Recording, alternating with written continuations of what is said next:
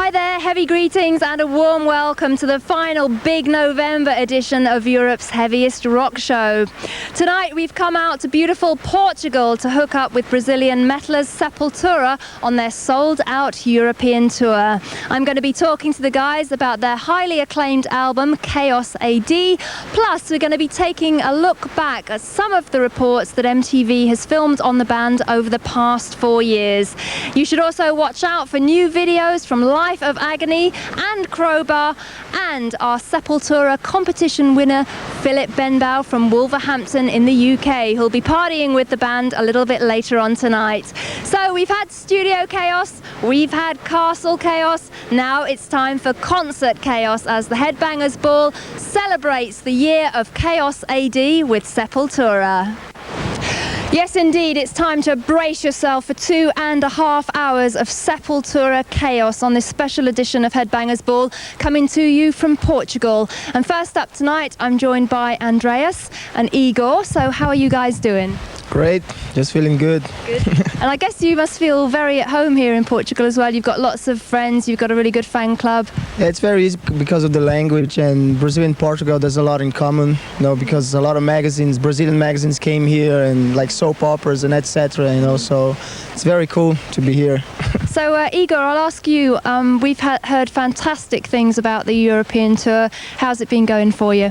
It's going great. I don't know, it's like we've been planning with the Chaos AD for a long time, and what we expected was an album that we would work live really good, and it's been unbelievable. Some places like the crowd was even louder than us on stage. It's been great. It's fantastic. Well, we will be showing you Sepultura live a little bit later on tonight, but I wanted to say congratulations for the chart success of Chaos AD, because it's charted on both sides of the Atlantic, everywhere in between. That's a fantastic achievement. Were you expecting that? Not really, not so fast like that. Like when we start playing our first show in Copenhagen, a lot of people already knew the lyrics and stuff and start singing, and it was a big surprise for us.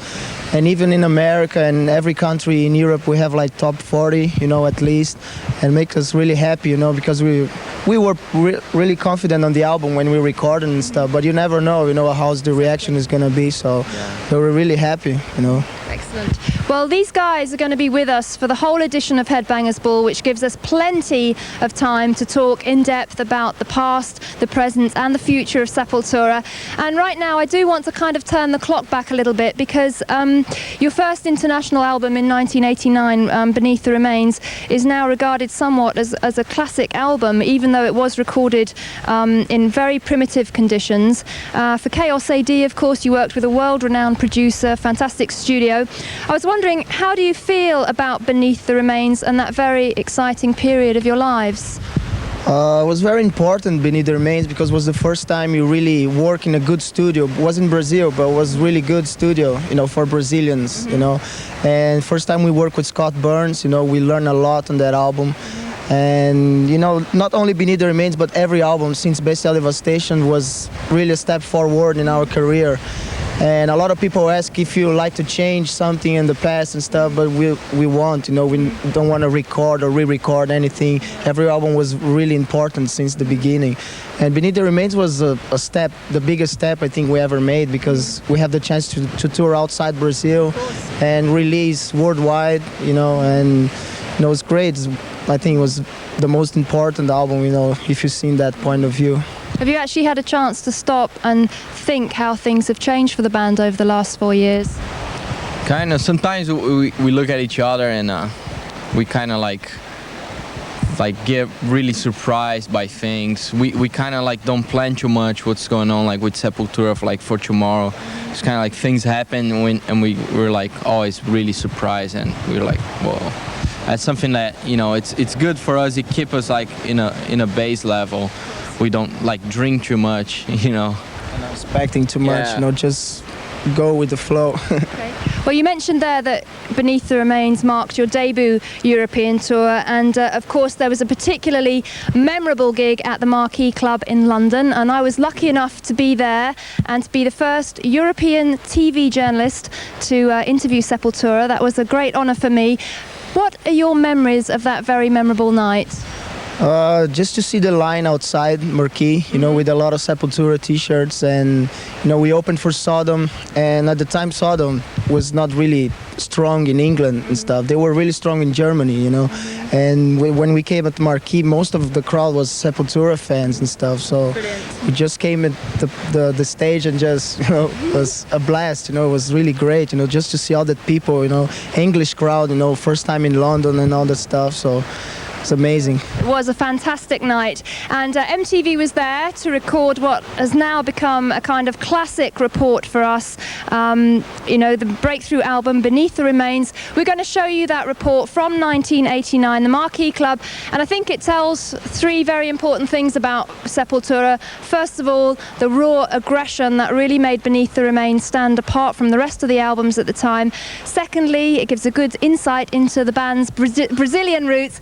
And thirdly, it shows you how much they've come along in the last 4 years. So here we go, our Marquee Sepultura gig from 1989. And as you'll see, it was a gig to remember.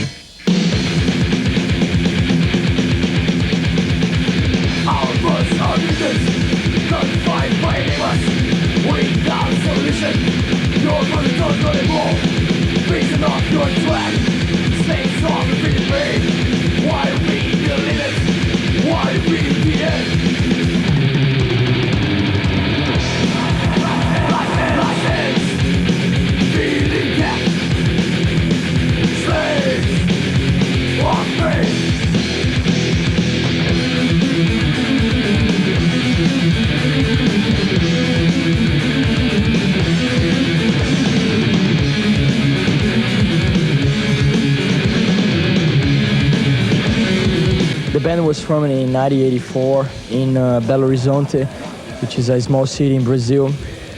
And from the beginning, just me and Igor, the drummer, we are in the band.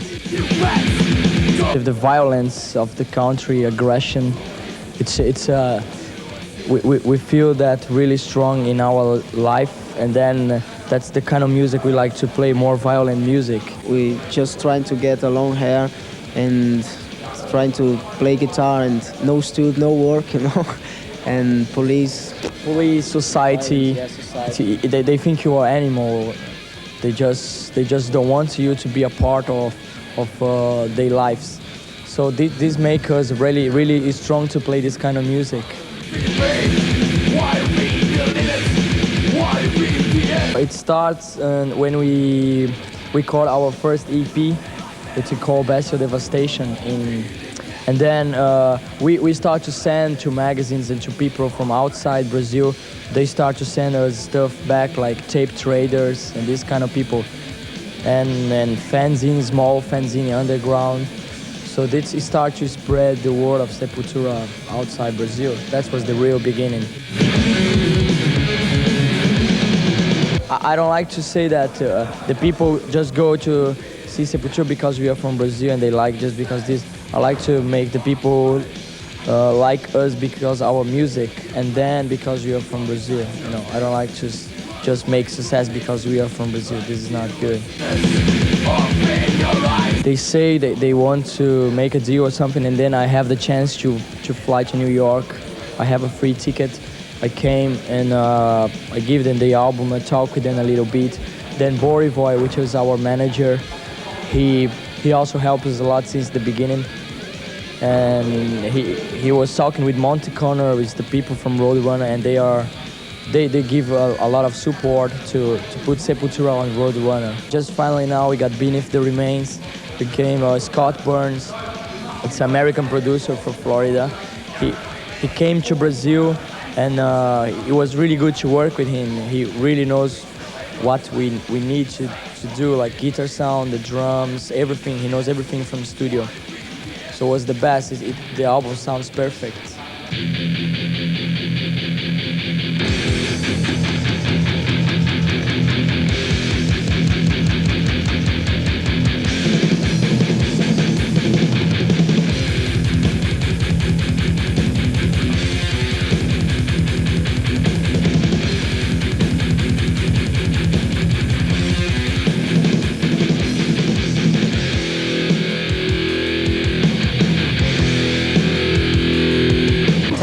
Yeah, the energy, the speed, the technicality of it. Oh, it's brilliant. Yeah, just the bollocks concert. The most heaviest, thrashiest band in the face of the earth. That's the best thing about them. I've seen Sepultura tonight and they were a lot better than Slayer. They really were. Something else. Oh, I'm telling you, I couldn't believe it. It was just like tremendous. They were f***ing brilliant, unbelievable. Thoroughly enjoyed it. I think they're excellent. Tonight's the first time I've seen the band. I've heard a lot about them, and they lived up to everything I've heard about. Excellent. I'm Max. I'm Andreas. I'm Igor. I'm Paul. We are Sepultura, and you're watching to MTV Headbangers Ball. Oh, yeah. The best thrash, die hard.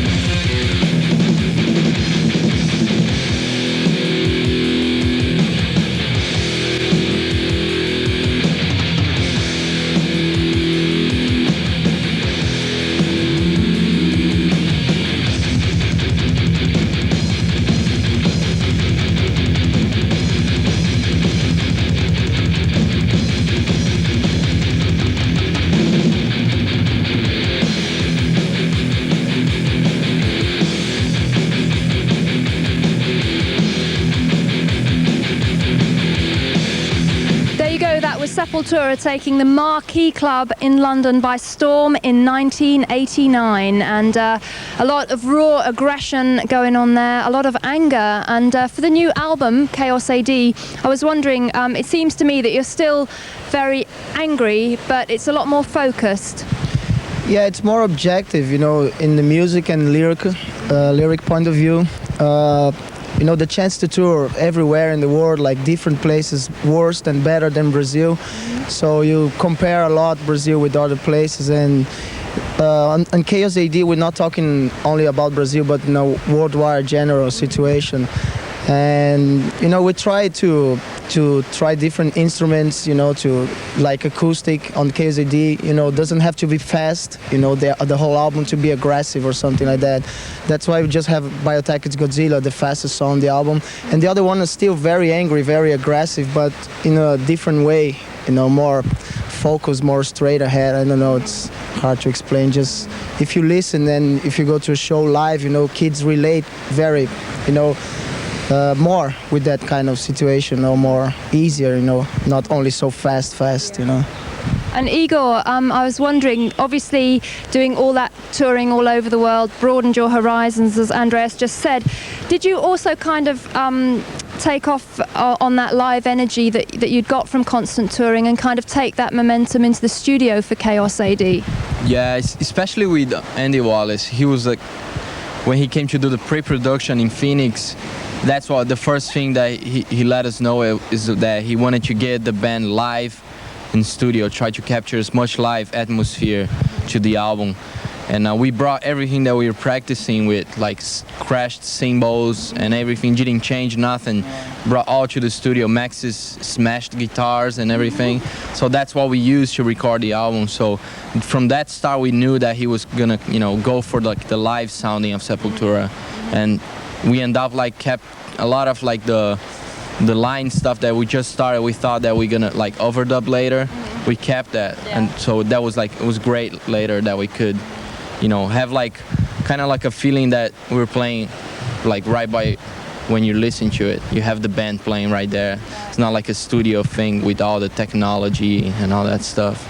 And also you toured with Ministry, and I wondered if that kind of gave you that little bit of an industrial edge that's evidence on a couple of songs on the album. Yeah, I think so. Like when you tour with the band, like not only with Ministry but with Ozzy and bands like that, and really meet the people behind the band and stuff.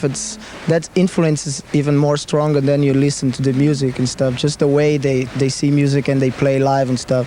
And Ministry and Helmet and Alice in Chains, Ozzy, bands like that, we had the chance to play. Was really great experience to be on tour with them and and use in our way, in Sepultura way, what they have to teach to us, So it was great. Well, and why did you decide to move from Brazil to Phoenix, Arizona? Because I was wondering if your home country has provided you with so much lyrical and musical inspiration and has really kind of set you apart from the others. Do you not think it's a little ironic to move away from the very place that has done that for you? No, we grow in Brazil in a very radical, listen just that metal and thrash metal. And once we went out of Brazil, we see our country with different eyes. And we gave much value for our country music and stuff like that. So, just gave you like a broader perspective of your own country. Yeah, we just see Brazilian is very rich with music and different tribes and different rhythms, percussion and stuff like that. So that's why you use more on KSAD, because we see that outside Brazil, not inside, And what are you asking? Yeah. No, that was the answer. Thank you. Well, we're going into the video for Territory, the very first single from Chaos AD. And Igor, a first single is very important because a lot of people, it's the first thing they hear off an album. Why do you think this was the right choice to go for? Because you also made a very strong statement with the video, right? Yeah, it was weird because we started thinking about get one of the songs to start working with, and we just naturally came out with the idea of doing Territory. It wasn't something like our record label, pushing us saying, hey, you guys got to do Territory. It was something that came from the band. So that's, I think, one of the reasons that make the video, so special. It was something that just came natural. And the fact that we chose Israel to go, shoot the video, it's something that it's here, it's right now that's going on.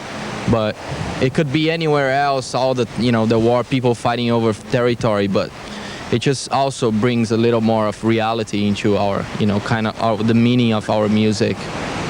Well, we'll talk to Andreas and Igor lots more. We're also going to be meeting up with our Sepultura Concert Chaos competition winner. A little bit later on, that's Philip Benbow from Wolverhampton in the UK. But right now, we're going into the video for Territory. And I'm not just saying this because you guys are here, but this is my very favourite video of 1993 with lyrics written by Andreas, Sepultura, Territory. It's Sepultura Chaos on Headbangers Ball, and if you've been watching the show over the past few months, you will have witnessed our Sepultura Chaos campaign with studio report from the album launch party, which you'll be seeing a little bit later on actually, and also our fantastic Sepultura Concert Chaos competition for somebody to win a trip to meet the band in Portugal. And I'd like to introduce you to the winner of that very competition. This is Philip Benbow from Wolverhampton in England. Congratulations for winning the competition, Phil. And really it was quite simple. You just had to say how many strings does Max play guitar with, right? What was the answer? 4 strings. It was 4 strings, not a trick question. So I'd like to introduce you to Andreas and Igor, and Phil's going to be spending some time with the band today, coming down to the gig with us later on. And actually Phil's got some questions for the guys, so I'll let you take over. Okay. There you go. Thanks. First of all, where did the title Chaos ID actually come from? Mainly from Max's idea, and he liked this word, for a long time ago.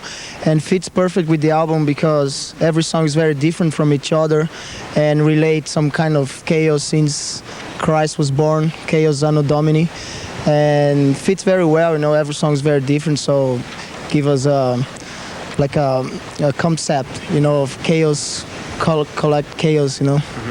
Do you find that your albums seem to follow on from the titles, from Beneath the Remains to Chaos AD and Arise? Not really. I think we didn't plan that, you know, like everything on Sepultura is not planned for a long time like that. And just, you know, maybe a coincidence or something like that, you know, because every album is very different from each other, musically and lyrically, saying.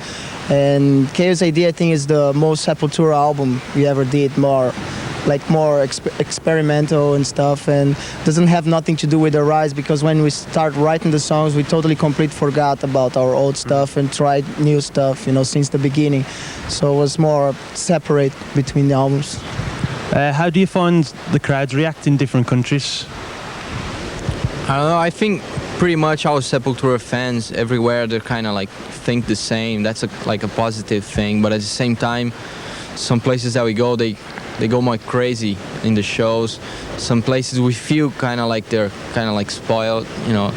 They will just watch the band, and some places they just don't believe the band is playing, so they go completely nuts, or they just really loud. So that's the main difference between countries. And do you think the same as well, Andreas? Yeah, we pretty much feel the same on stage, you know, all the band, and you know, like you say, every country does a different culture, different way of thinking, but probably the same. They listen to all the same bands, dress the same, you know. So it's the same and it's not, you know, like Igor say. All right. That's fine. Well done, Phil. Very, very good. So Phil is going to be travelling down to the gig with the band on the bus, and he's going to be watching the show a little bit later on tonight. So you'll be seeing a lot more of him. And right now, though, we have to take our first short break on the Sepultura Chaos Special from Portugal. And to take us into that break, we're going to show you a little bit of Sepultura live in action. So stay tuned as the Headbangers Ball continues.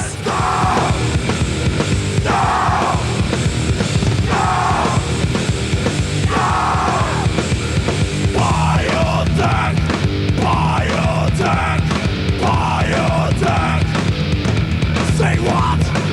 Free by the Amazon, ourselves on life itself. Go right for getting on. Ladies get nothing. Biotech, biotech, biotech. It's Godzilla. Godzilla.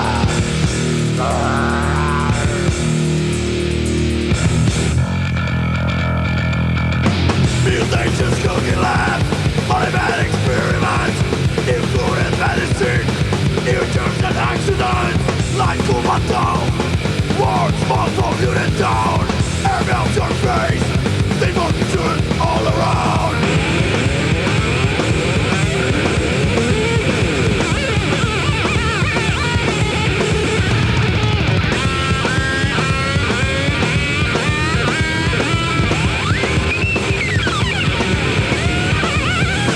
Biotechnology, anyone so bad, like all technology, it's in the wrong hand.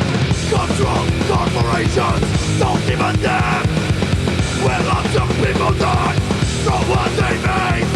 Biotech, biotech, biotech is dead. Hi there, you're back with the Headbangers Ball, and we are on location in Portugal celebrating the year of Chaos AD with Sepultura. Right now I'm joined by main man Max Cavalera, and Max's son Sion is making his television debut as well tonight. Welcome, Max. How are you and Zion doing? Just fine. We just wake up 1 hour ago. He wants to eat your microphone, as you can see. And you're feeling very at home here in Portugal, aren't you? Yeah, it's cool. It's the second time we're playing here. Actually, the last time we have a huge riot, and I think we want to do a cool show and see if nothing bad happens. So we erase the bad memory that people have from the last show. So they end up in a big fight between kids and police and us. So yeah, hopefully everything turn out good. You know, I'm planning on have Zion on the stage on the last song. For the first time? Yeah. Brilliant. I wanted to do it in Italy, but he was in the bus and he was sleeping. I said, I'm not gonna bother him, wake him up. Well, let's talk a little bit about Zion, because I know obviously he's a tremendously important part of your life now, and I was wondering how much did becoming a father affect the writing and recording of Chaos AD, and also your perspective on life in general? I don't know, it's hard to really say how much it changed and how different I'm thinking than I used to. Because I really don't think too much about it. People around me, it's been said that I'm changed for better because I'm really drinking less. On this tour, actually, I didn't drink at all before the shows or nothing, really trying to take care of my health and stuff. And also, I think the writing, when you put a kid in a world, you start thinking and stuff like your kid's gonna grow up and 20 years from now, you want him to be in a better place than you are.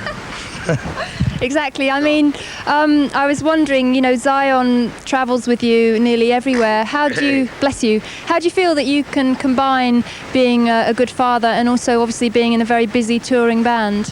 It's pretty hard. You know, me and Gloria have to divide our time. When she's on the phone, I have to watch him. When I'm doing sound check, she have to watch him. We really don't like to leave him with babysitters and stuff like that. That's why we have him here, so he can have full contact with us all the time. I didn't want to go back home 2 years after he was born, and he would look at me and say, who the hell is this guy, you know? He's a star, isn't he? He's brilliant. How much is Brazil going to feature in his upbringing? I'm planning on buying a house there in the future and spend some time with him there, learning the language and mainly one of the cool things about Brazil, I think, is the people itself. A lot of people is very friendly and very warm, you know, and that will help him when he's grow up, so he'll be a better person, I think. And very quickly on Chaos AD, you haven't sort of painted a very nice picture of the world in 1993. How do you feel about Zion growing up in the world that you've portrayed on your album? Scary. You know, it's like, I don't know if I'll be here when he turned to be a teenager or whatever, you know. I try to tell him everything I went through from my troubles with police and society to my stuff with drugs and alcohol and all that. So maybe he'll be a little more ready than I was, because I wasn't prepared at all. And I have to face, and I'm still facing right now, problems with these kind of things, you know, police and stuff. I think, but it's not a reason to give up. I think you gotta carry on living the best way you can find it. Live it up, you know. Do you have any hope for the future? Yeah, but together with hope, I have a lot of how I say, a turn down, like fear kind of what the big people would do to you. They have control of your life pretty much, you know, and if you don't watch out, they'll take everything away from you. Okay, well, thanks very much for bringing Zion along to the interview, and we will talk to Max some more right after we've seen this video from the band who are supporting Sepultura on their European tour. Let's have a look at Paradise Lost. Crowbar there with All I Had, I Gave, their brand new video from their album simply titled Crowbar, which was of course produced by Phil Anselmo of Pantera, and Pantera themselves are actually in Max's hometown of Phoenix right at this minute, putting the finishing touches to their new record, which will come out next year, and I'm sure we're all looking forward to that. Max and Zion are still with me. We're going to talk a little bit more, and moving on to Chaos AD now. Zion's got the question for you. Do you feel that on Chaos AD each band member has been allowed to experiment a lot more and shine through a lot more as an individual musician? Yeah, that was one of the ideas. I think we want to just like pretty much do what the four of us really wanted to do, instead of be fearless, instead of have fear to change or try different stuff, you know. It's still a heavy out, because I like the heavier side of music, you know, from death metal to hardcore and thrash. But also I think it was cool to try out different stuff with drums, and mainly on drums and on the rhythms itself that we all four work it out together. I think turned out pretty good. Absolutely. You also worked with Jello Biafra of the Dead Kennedys for Biotech is Godzilla, and I thought that was the way that the lyrics for that are very interesting to me, because they're very clear, very kind of logically written, very kind of almost unemotional, saying that the Rio Earth Summit was basically a sham. How did you come to work with him on that? I phoned him and asked him if he wanted to do his lyrics, because my ideas I ran out of ideas. And I have the goddamn song already recorded, and we were in Rockfield. And I was going crazy because we were kind of like running out of time, and I couldn't come up with nothing. I was writing a bunch of garbage, actually. There was like nothing really new. I wanted something excited. So Igor told me, why don't you call Jello and ask him to, maybe he's into do a lyric for you. So I phoned him, and he was really into it. He's like, yeah, I have these ideas, because he was in Brazil during the Rio Summit and stuff, when all the leaders of the nations were there together. He was there, and he knew how much of a farce the whole thing was, and he wrote down a lot of notes about it, and that's how he came with the idea of the whole biotech theory. And he faxed me the lyrics the next morning. I was just astonished by it. I was like, brilliant. Yeah, I was like, this is great without music. And when you put the music together, it just became perfect. Another song that I'd really like to highlight is the song Manifest, which I'm sure is going to go down as like a classic Sepultura song. That basically documents a massacre at a South American prison. I was wondering, was it the actual injustice of that situation that inspired you to write the song? Yeah, I think that was one of the reasons. Then the other reason was because people really forgot that real easy and then real fast right after it happened. In Brazil, for example, 1 week after, nobody were talking about anymore. And mainly outside Brazil, nobody, when I mentioned that to Andy Wallace and other people, they didn't know what I was talking about. And I have to show them the 20 newspapers that I have with me, so they really believe it, that it was true and all that massacre happened. Because basically people that weren't even sentenced were actually shot down by police. That's what happened, right? It was a mess, because the Brazilian jail systems are very poor and very disorganized. So sometimes you get thrown in jail for don't have an ID, like I did before when I was a teenager there.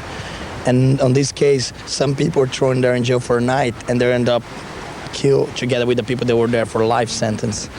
And the method they used, it was totally ridiculous. It was like a Nazi kind of thing, It was like being back in the war in the 40s, in the Second War. They just kill all of them, they enter the jail and kill all of them, which is very pretty much an absurd in 1992. Absolutely.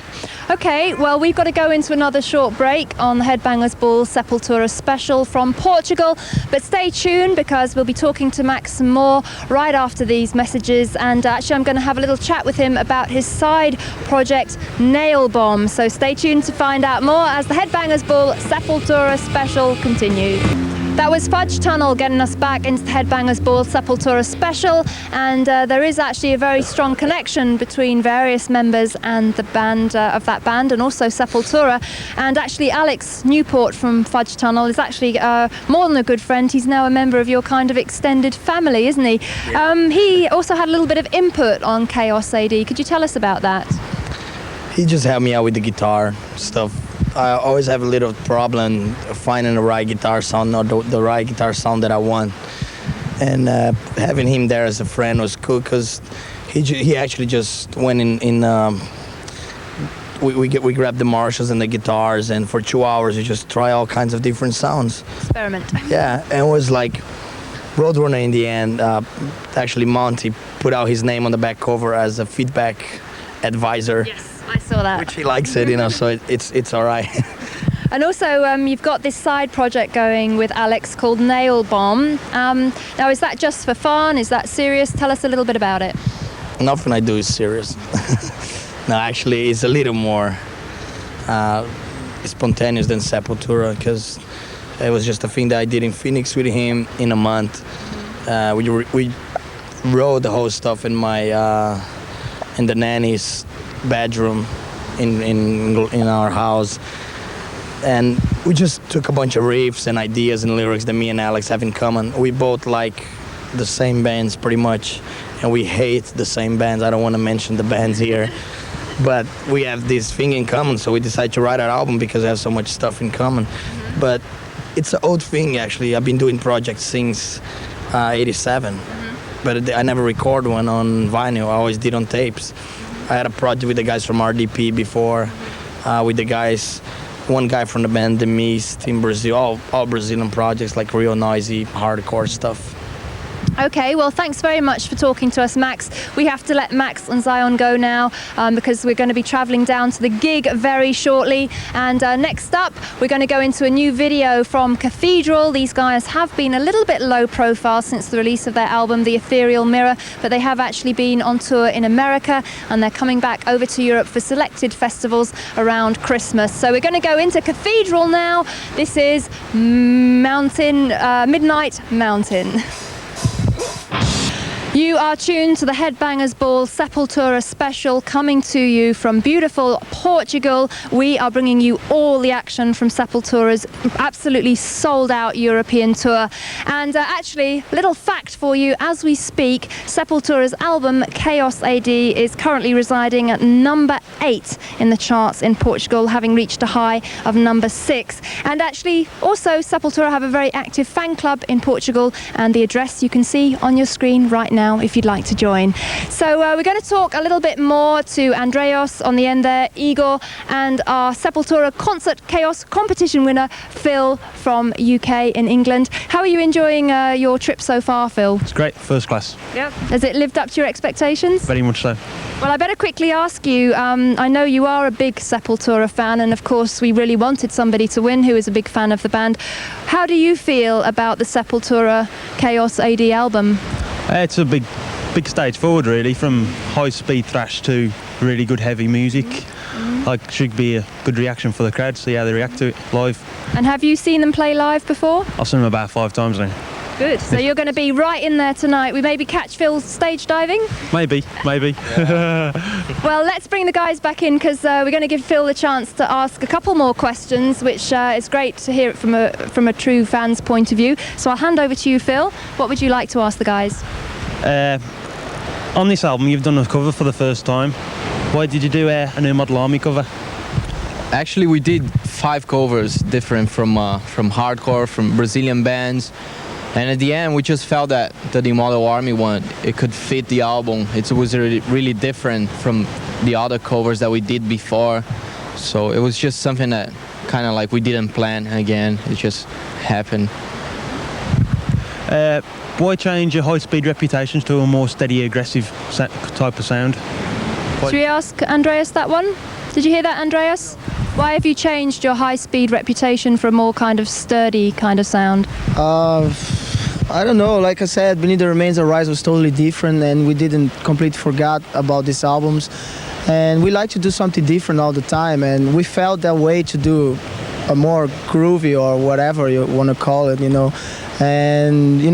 And on the stage live, we mix old stuff with the new stuff, so the show is like a lot of different moods between the show, and there's a lot of strong, aggressive parts, and then kind go slow and stuff. So it works better live if you have more different choices and stuff, So we felt that way more heavy or more aggressive, but a different way, not only fast, because it would be easy to do a fast album because we're doing that for almost 10 years, but to keep alive as a musician, we have to try always different stuff. So that's why we like to keep doing that.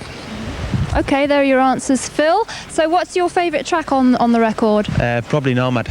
Nomad, good choice. Okay, well, we're going to be seeing a lot more of Sepultura and, of course, our contest winner, Phil, later on in the show. But we have another short break on the way now. And after the break, you should definitely look out for a repeat showing of our Castle Chaos album launch party report when Sepultura held that memorable album launch party at the Castle in Wales. Fantastic night it was. Also, watch out for new videos from Gotthard and Life of Agony. So stay tuned, we're going to go into some more live performance, but we'll be back with more Sepultura Chaos right after this short break. The enemy, stand inside you. Your thoughts destroy them all.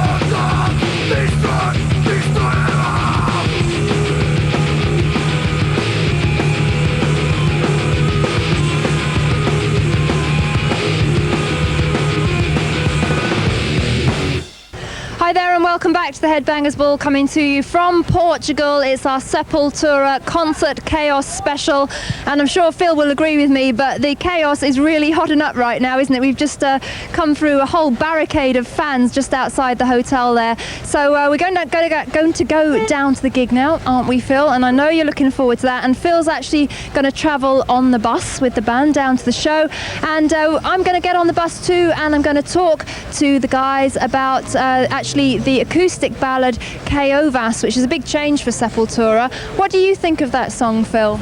Good acoustic song, good liked it. Did you accept it from Sepultura? Definitely, yeah. Most tribal. Well, Phil gives it the seal of approval, so if you want to get on the bus, Phil, we're going to talk to Sepultura about KO Vas, and we're going to revisit the castle where Sepultura held that memorable album launch party. So we're on the tour bus travelling down to the venue for tonight's gig, the Pavilion in Cascais. And as you can see, did I say that wrong? I think I probably did. As you can see, Paolo Jr. is with us, and also Andreas is back on the Headbangers Ball Sepultura Special. Phil's on the end there, travelling down to the gig as well. There's loads of fans outside the bus, and we mentioned earlier the acoustic ballad KO Vas, which lots of people have obviously highlighted on the record. As we know, it was inspired by a tribe of Brazilian Indians who committed mass suicide. You know, why did your anger come out in that way? Because it's a very I don't know, calm, quiet kind of song. Why did your anger come out like in that sorrowful manner? I don't know. It's just it's kind of hard to express those kind of feelings. And just when you have a feeling, you just put it through the guitar. And it was a kind of music we've been looking forward to do it for a long time. But at the same time, we didn't want to lose all the balls, so that's the way it came out. That's nothing too much to explain. Plus, it's very deep feeling, very strong, you know. And the way we record the song, which was in a castle, in Chepstow Castle in Wales, was very, you know, we spent the whole day there, was very, you know, like almost rainy and stuff, so, you know, very deep feeling and stuff. And KO is like a special song for us, and we're just gonna play like in certain special occasions and stuff. But we will try to play live, you know, and see how it goes. Okay, because I know Phil approves of that song. How have other fans sort of accepted that song from Sepultura? As far as I know, yeah. I think they really like it, and most of them have been talking to us like they feel it's like very interesting and very different. But at the same time, they never came to me, hey, that's a ballad, or you guys sell yourselves, and they really like the way it came out. And there's some brilliant tribal percussion from Igor on that song as well. Actually, we're going to see that because just then Andreas mentioned that KO Vas was recorded in a castle, and the band also chose a castle to launch their album Chaos AD, and it was a very memorable evening. I was lucky enough to be there, and right now we are actually going to show you an encore presentation of that report that we filmed when the band launched Chaos AD at Caerphilly Castle in Wales.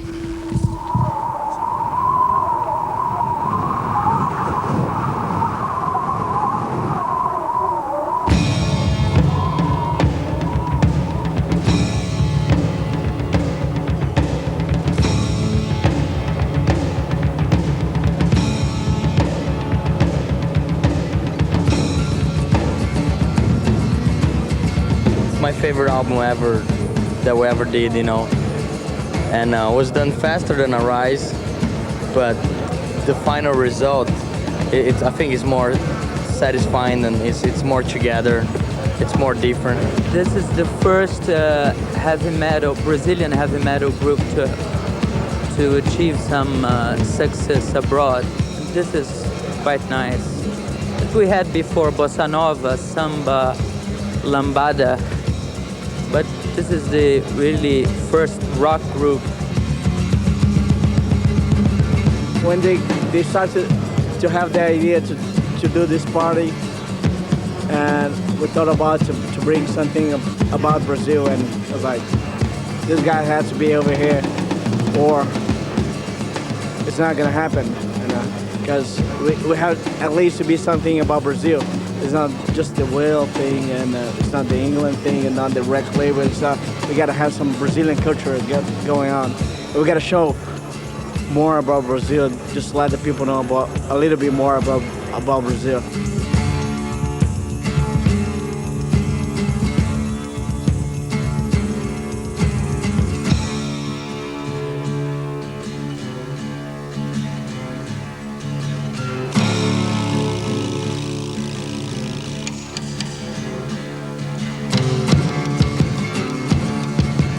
Can't wait, man. Can't wait to start playing again, because Sepultura is live band, you know.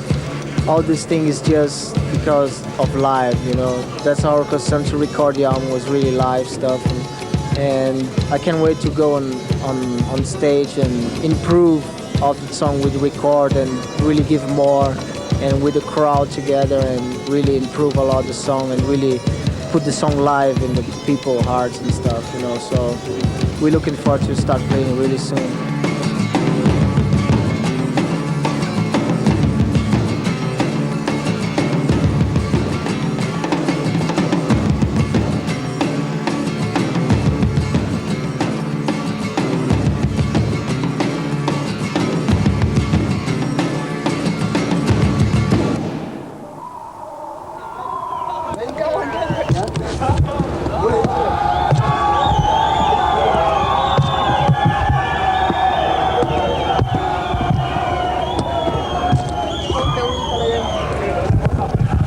Okay, that was Castle Chaos. Let's have a look. This is Concert Chaos. Sepultura fans over here. Make some noise. Okay, we got another new video on the way for you right now, and we got the brand new video from Gotthard. Now, the Swiss rockers are releasing a new album on the 31st of January 1994. It's called Dial Hard, and this is the first single, Mountain Mama. Stay tuned for more Sepultura Chaos. Yes, the Headbangers Ball is out on the road with Sepultura in Portugal. We've now reached the venue for tonight's show. We're down in Cascais at the pavilion, and there are some of the fans. The doors have just opened there, so there's more fans coming in. It's sold out tonight. Max and Andreas are with me. We have a quick chat on the side of the stage. A little earlier we were talking about specific songs, and another one I'd like to highlight is Slave New World, which you wrote with Evan from Biohazard. And it seems to me that those two bands, they share a lot of common philosophies, because you both kind of grew up from the streets of the world. Do you think that shows that the streets of the world are the same all over the world? Yeah, that's exactly what it is. We're from Brazil, they're from New York, and kids all over the world can relate what we're talking about. And probably that's why I'm a friend of Evan, and that's why me and him got together and wrote the song. It was like a perfect combination of his ideas and mine about what we think about the whole world in terms of going from the industry to society, to government, police, and that's what Slave New World is about. Excellent, excellent song. Because it seems to me that music has enabled both yourselves and Biohazard to make something kind of good out of your lives. Do you think that you guys provide an inspiration to other people to make something good out of their lives through music? I think so, not only in musical way, but just an example for other Brazilian bands. You know, it's not impossible to get out of the country and play outside. And a lot of bands come together who broke up before, they're together now and sing in English.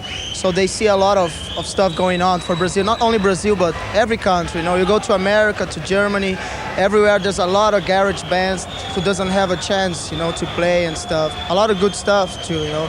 And it's cool just to influence these bands and, you know, doing more Brazilian stuff like other bands from every country has a lot, the culture from the country, so can mix together with their music. So it's good. That's kind of influence we like to show, you know. Okay, what do you think you'd be involved with if you weren't in a band and playing music? If I was not in a band, I'll be probably dead or doing something that's not really good. Drug dealer or criminal. So it's enabled you and the rest of the guys to make something very positive out of your lives, and I surely commend you for that. Well done. Well, we're going to go and see a new band right now. They hail from New York City too, up-and-coming band called Life of Agony. Their debut album is called River Runs Red, and we're going to show you the first video. And I should point out that Life of Agony will be playing the Marquee Club on the 5th of January next year as special guests to Propane, and you should definitely check them out. Here is their debut video. This is Life of Agony with Through and Through. That was Sepultura with their brilliant version of Motorhead's Orgasmatron, and that video was voted the most popular video of the year by the viewers of MTV in Brazil. Now we're going to talk a little bit more to the guys, and I was wondering, do you think that the band has matured in much the same way as many of the bands who originally inspired you, like Metallica and Voivod, that you started from the underground and worked your way up over a period of albums? Yeah, but I think it's kind of like the same development, but in a different way somehow. We choose other kind of growing up, experimenting other stuff, and every band, I guess, go on their own ways. That's what make the band interesting, you know, and that's why we didn't decide to follow any other band's career and do our own. So. And you started off in the very much in the underground scene, Andreas, through tape trading and word of mouth. Do you feel that it's important to stay in tune with the underground, and how can you do that now you've reached this success? I think it's very important because in a situation like that, we are now touring Europe for like 4th or 5th time and still see fans who came to the first show, you know, in '89 opening for Sodom. So it's cool to keep that in touch, you know, and it's good to see the people is growing with the band too, you know, different tastes and stuff like that. And we're trying to keep in touch, keeping Roadrunner, you know, doing the same job. And in America we have Epic now to do like most different stuff, you know, bigger stuff or whatever. And Roadrunner is doing a great job since Beneath the Remains, and especially Arise, and mainly this one. So they keep in touch with a lot of fanzines, and we already did a lot in Germany and Sweden and every place we did on this tour. So I think it's very important. So I guess you get the best of both worlds, having an independent label looking after you in Europe and a major label looking after you in the States, right? Yeah, I think music is like, either you can be 90 years old, you can be 10, you still like music. You can be poor or rich, you can be underground or non-underground and still like the music. As long as the music's the first point of it, that's what it matters, you know, that's my belief. The fact you're becoming more popular, that doesn't mean that you're crap. You know, some bands go crap, but I think we're still really honest to our roots and writing what we like, and what we play is what we like, and we're gonna be doing that, you know, until the band broke up or whatever. Well, I'm sure you won't go too far wrong if you follow that philosophy. Well, very quickly, Max, I want to ask you, what's your favourite video of 1993? I don't know. I've seen a lot of videos. Probably one of the ones that I saw that was really well done or whatever. It was biohazards for the punishment. I think it's real live. All the people that participated were really into it. I think it was a good one. Excellent choice. Okay, well, we'll talk to Max and the rest of the band a little bit later on tonight. But the reason I asked Max that question is that the Headbangers Ball wants to know what your favourite video of the year is, of course, for 1993, to help us with our Christmas programmes. Now, we want you to write into us and tell us, first of all, your favourite video of the year. Secondly, why is it your favourite video of the year? Does it evoke a certain memory or an event that was important to you? And thirdly, tell us if you'd like the video dedicated to a friend, a loved one, girlfriend, husband, wife, whatever. Send those entries in to our Headbangers Ball festivities, and the address is coming up on your screens right now. And then stay tuned to the Headbangers Ball over Christmas to see if we play your video and dedicate it to the friend of your choice. Right, well, we're going to go into another short break now. We got more Sepultura on the way, but should we just go out onto the stage and see the fans out here? We're going to see... Welcome back to the final part of Headbangers Ball. It's Sepultura Concert Chaos. I do hope you've enjoyed this special edition. We've got a few more moments to talk to the guys, and up on the side of the stage at the pavilion in Cascais, I have Igor and Paolo Jr. and of course little Zion, who is going to be making his debut on stage tonight. Now, Igor, I was wondering, why do you think that the fans in Europe were the first to really catch on to Sepultura? I don't know, it's really weird, you know. It's like I was saying before, for us, every time, you know, we travel somewhere, and I think the main reason is because they feel like it's not like an American band. It's something like they give them kind of like a broader kind of like feeling. Like in case like Portugal or Italy, it's like if an Italian band is making something out of their country. So they feel kind of like really close to the band. Do you think that they pay more attention to the lyrics and the issues that you're singing about? Yeah, I think so. Okay, and Andreas, I was wondering, you're going to go on stage very shortly. Paolo Jr. Paolo Jr., I'm just going mad here. Very quickly, you know, when you're going up, getting ready to go up on stage, I would imagine that you have to really, really psych yourselves up to come out here with like really full-on raw aggression. How exactly do you do that? I don't know. It's hard to explain those things. It just, you know, when the intro goes on, it just start to get the devil start to come in. We go on and do it. And it's just kind of hard to explain those feelings. Do you actually listen to any particular CDs or any particular bands to really get you going? What do you listen to? A lot of like hardcore stuff. We try to listen to it and get kind of like a energy growing inside of us, and all kinds of music basically, but something that it's really energetic. So when you come off stage, are you like totally physically drained, or how do you feel? Do you feel as if you've got a lot of aggression out of your system? Yeah, I think it's like it's really weird, because when we come out of stage, it's like it's a release kind of like feeling. We feel a lot, you know, better than before the show. We kind of nervous, but after it's always like a release kind of like feeling. It's great. Well, thank you both for joining me here on the side of the stage. Apologies for getting Paolo Jr.'s name wrong. That's entirely my fault. There's little Zion. He's going to be on stage tonight as well. And we talked about it. Now you're going to see some more. This is Sepultura doing what they do best. Here they are live. Okay, you've joined us backstage at the pavilion in Cascais, just seconds after Sepultura have come off stage right here. And from my point of view, it was an absolutely fantastic, blistering performance as ever. Max, how did the show go for you? It was good. I think it was really cool. I think the end was like unpredictable to have all the roadies. We just decided that 5 minutes before we go on. And we invited everybody to go on the stage and just do whatever they want. So we played Policia. I don't know, I think it went very well. And then after that, I bring Zion to the crowd, and people like it too. Yes, that was brilliant. And we got Phil here, our competition winner. Phil, what did you think of the gig? 100% energy, really. You know, these guys just kick ass. So you'll be going to see them when they come over to the UK? Oh, definitely. Okay, so very quickly, you guys, what are your plans for the next few weeks? What are you going to be up to, finishing the European tour? Yeah, we have probably like a week and a half, 2 weeks in Europe, and then going to the States to play with Fudge Daniel, like couple of dates, like small clubs in the States. Probably continue till January. Then after that, we don't know yet. A lot of tour. Well, very best of luck to all of you, and I'm sure Phil would like to say thank you to a few people. Who would you like to say thank you to? Yeah, just thanks for MTV for having me, really. And thanks for one prize that exactly money can't buy. Exactly what you said. So you've had a good time? 100%, yeah. Sure. Yeah, I'd like to say thanks to MTV and all our fans that are watching this right now. And if they weren't because of them, we wouldn't be here, and it wouldn't be a killer tour like it is. So thanks a lot, all of you.